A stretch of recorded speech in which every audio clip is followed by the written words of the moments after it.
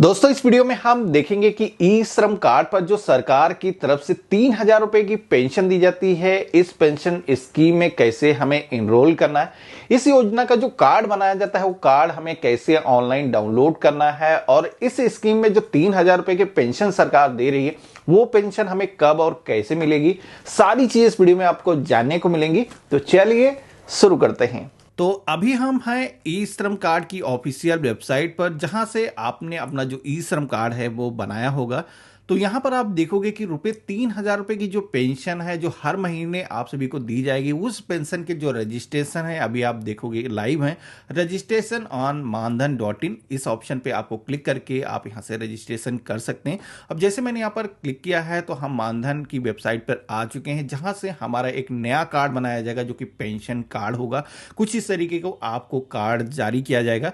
तो यहाँ पर आपको इस योजना का कार्ड कैसे बनाना है, इसके लिए आप सभी को यहाँ पर सर्विस का जो ऑप्शन दिया गया है जिस पे आप क्लिक करोगे तो यहाँ पर न्यू रजिस्ट्रेशन का एक ऑप्शन मिल जाएगा, जिस पे आप क्लिक करके अपना जो कार्ड है वो बना सकते हो।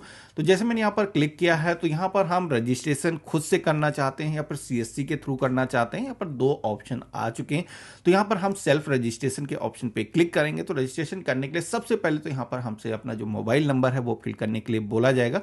तो ये मोबाइल नंबर फिल करने से पहले मैं इस स्कीम के बारे में आप सभी को बता देता हूं कि ये योजना एक्चुअल में क्या है, आपको इसके एक्चुअल में कितने बेनिफिट मिलने वाले हैं। तो इसके लिए हमने श्रम एवं रोजगार मंत्रालय यानी कि लेबर डिपार्टमेंट की जो ऑफिशियल वेबसाइट है उसको ओपन कर रखा है, जहां पर आप देखोगे कि प्रधानमंत्री श्रम योगी मानधन योजना, इस योजना के अंतर्गत जो पेंशन स्कीम है इसके अंदर कौन कौन लोग रजिस्टर कर सकते हैं उसके बारे में बताया गया है, इसकी एलिजिबिलिटी क्या है। तो यहाँ पर अनऑर्गेनाइज सेक्टर के अंदर जितने भी वर्क आते हैं, कोई रिक्शा वाला है, ऑटो वाला है, कोई भी हॉकर है, लेबर है, मेड है या फिर कोई टेलर है, पान का वेंडर है, कि जितने लोगों का ई श्रम कार्ड बनाया जा सकता है वो सारे लोग ही इस पेंशन स्कीम में रजिस्टर कर सकते हैं।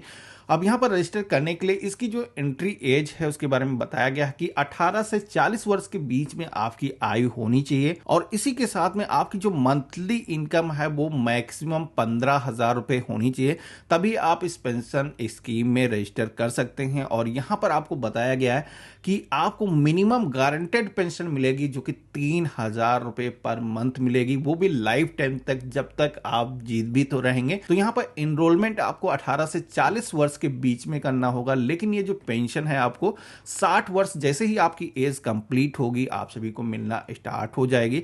जिसमें कि यहाँ पर आपको इस पेंशन स्कीम में इनरोल करने के लिए आपके पास में अपना जो आधार कार्ड है वो होना चाहिए और जनधन योजना का अकाउंट होना चाहिए। अगर जनधन योजना का बैंक अकाउंट नहीं है तो कोई भी अदर बैंक अकाउंट है तो वो भी आप यहाँ पर दे सकते हो। और यहाँ पर जैसे कि इसमें बताया गया है कि कंट्रीब्यूशन बेस्ड ये पेंशन स्कीम होगी, जिसमें कि आपको और गवर्नमेंट को दोनों लोगों को कंट्रीब्यूशन करना होगा, जिसमें कि आप यहां पर देखोगे कि दोनों लोगों की हिस्सेदारी 50-50% होने वाली है। जिसमें कि यहां पर कितना कंट्रीब्यूशन करना होगा वो डिपेंड करता है आपकी एज क्या है। जितना जल्दी आप इस स्कीम के अंदर इनरोल करेंगे उतना ही कम चार्जेस आपको देने होंगे।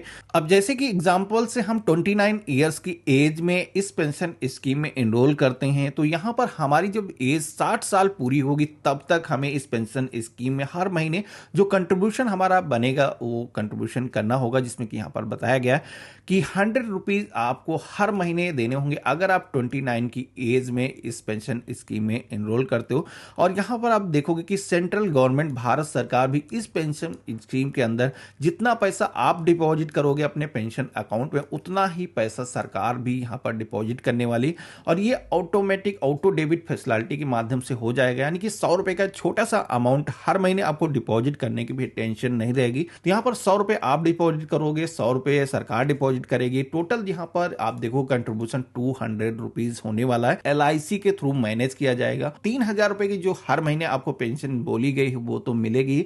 अगर फंड अच्छा ग्रो करता है तो आप सभी को इससे ज्यादा भी पेंशन दी जा सकती है, जिसमें कि 60 साल एज पूरी होने के बाद में आपके जिस अकाउंट से जो पैसे हैं कट हो रहे थे उसी बैंक अकाउंट में पेंशन है आना स्टार्ट हो जाएगी। अब यहां पर ये जो पेंशन स्कीम है, इन केस अगर आप बीच में इसको ब्रेक करते हो या फिर पेंशन स्कीम को आप विड्रॉल करना चाहते हो, बीच में आप एग्जिट लेना चाहते हो, तो उस केस में क्या कंडीशन है। अगर आप इस पेंशन स्कीम के अंदर 10 साल से पहले ही छोड़ना चाहते हो इस पेंशन स्कीम को, आपने जितना भी पैसा इस फंड में जोड़ा होगा, पेंशन अकाउंट में जमा किया किया होगा उस पर जो भी सेविंग बैंक अकाउंट के हिसाब से इंटरेस्ट बनता होगा वो जो पैसा है आप सभी को पूरा का पूरा वापस कर दिया जाएगा इंटरेस्ट के साथ में। इसी के साथ में सेकंड कंडीशन ये होती है कि अगर आप उस पेंशन अकाउंट को 10 सालों से ज्यादा चला ले जाते हो लेकिन 60 वर्ष एज पूरी होने से पहले ही आप अपना जो पेंशन अकाउंट है वो बंद करना चाहते हो तो उस केस में यहां पर बताया गया है कि जो भी आपने कंट्रीब्यूशन किया होगा उस पर जो भी बैंक का इंटरेस्ट बनता होगा या फिर यहां पर जो भी आपका फंड तैयार हुआ होगा दोनों में से जो भी ज्यादा होगा वो यहां पर हमें मिलने वाला है।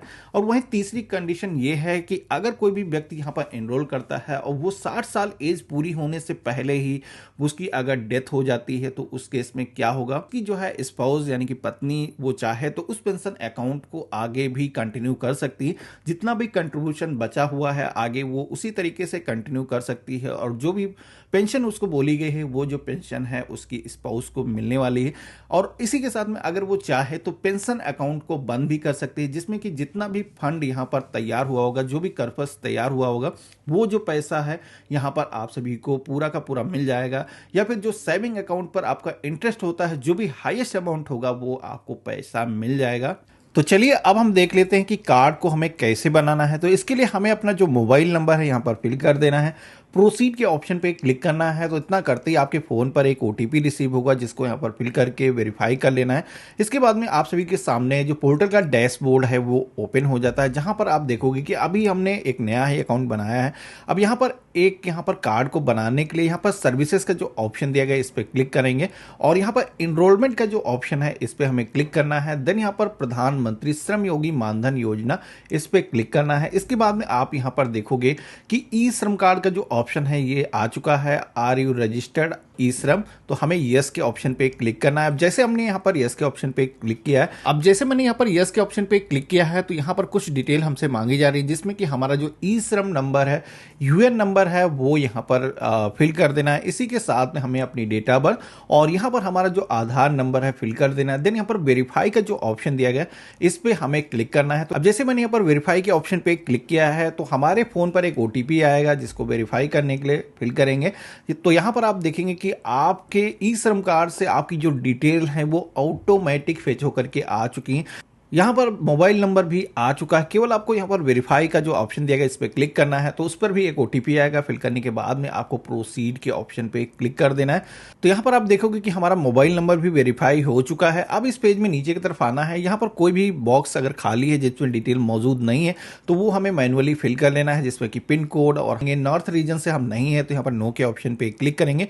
इसके बाद में ऑक्यूपेशन के सेक्शन में आपका जो भी ऑक्यूपेशन है पूरी की लिस्ट आपको मिल जाती है, यहाँ से आपको देख लेना है, सेलेक्ट कर लेना है। इसके बाद में आप यहाँ पर एनपीएस, ईसीआईसी, ईपीएफओ में रजिस्टर्ड नहीं है, इसके लिए हमें यहाँ पर नो के ऑप्शन पे क्लिक करना है।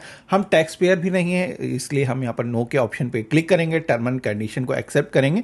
देन यहाँ पर सबमिट के ऑप्शन पे क्लिक करेंगे। अब यहाँ पर फॉर्म में आगे बढ़ने के लिए हमें ऑथेंटिकेशन करना होगा जिसमें कि यहाँ पर ओटीपी, आईरिस बायोमेट्रिक का ऑप्शन दिया गया है। तो हम ओटीपी का जो ऑप्शन है सेलेक्ट करेंगे।